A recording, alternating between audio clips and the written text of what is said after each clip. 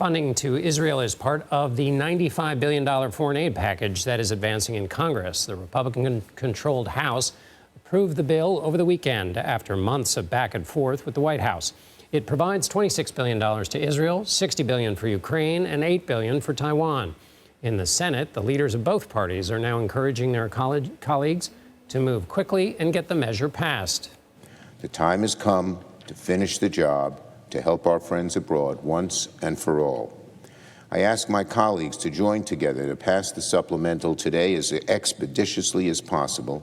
Make no mistake, delay in providing Ukraine the weapons to defend itself has strained the prospects of defeating Russian aggression. Today's action is overdue, but our work does not end here. The bill also includes a measure that would force TikTok's Chinese-owned parent company to sell the popular app or be banned in the United States. President Biden has said he will sign it into law. CBS News congressional correspondent Nikole Killion joins me now from Capitol Hill. Nikole, you heard Mitch McConnell call the passage of this bill overdue. Remind us why this took so long to get to this point. Well, trying to build consensus both in the House and the Senate. Keep in mind, the Senate passed this package several weeks ago. It was all bundled together. It was the House that broke the package apart, really Speaker Mike Johnson, because he had to put it in these bite-sized pieces in order to get the votes necessary to pass it, given you had some members who opposed Ukraine aid, some who had concerns about Israel. And so that is why you saw the Speaker break this into 4 parts, although now coming back over to the Senate, it's going to be rebundled, including that extra provision with respect to TikTok. I did speak briefly with Senator Mitt Romney earlier today, specifically about the Ukraine portion of the package. Take a listen. So you don't think it's too late? No, I think it's going to be helpful resources for the people of Ukraine to continue to fight against the massive Russian aggressor. Of course, Russia is much larger, a nuclear nation, basically lied about getting the nuclear weapons that Ukraine had. Russia said they would defend Ukraine, and now they're attacking Ukraine.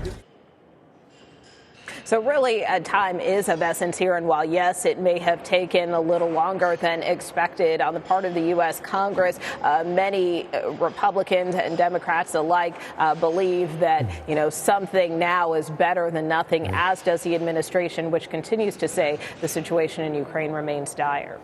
Nikole, let's travel over to the House side. The Speaker, Mike Johnson, pushed this through despite some displeasure from some members of his conference.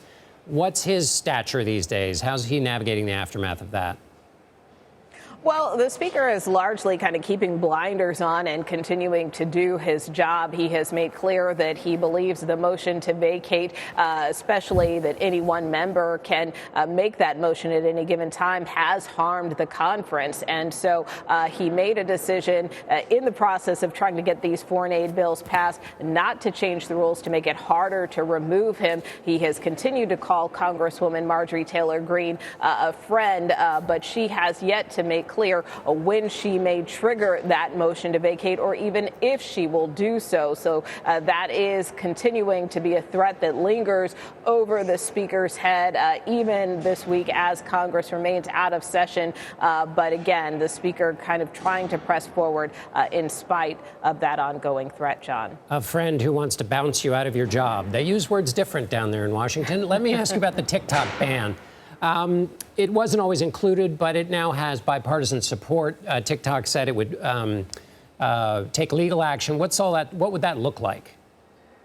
Well, again, I think that remains to be seen, but TikTok has made clear that it does not support this legislation. We spoke to a couple of influencers who were on the Hill just today, and granted, while they weren't in the size or numbers that we saw when the House initially passed its package requiring the Chinese company ByteDance to divest its ownership stake in TikTok a couple of weeks back, many of these influencers and the company writ large continue to be concerned about this being a attached to this foreign aid bill. And so in an internal memo that CBS News obtained, policy chief for the organization told staff that it is possible that the company will move to the courts once this bill is signed to mount a legal challenge. So that is something to watch for if this legislation moves forward and if President Biden does sign it into law. But they believe that this really stomps on the First Amendment rights of its more than 170 million users here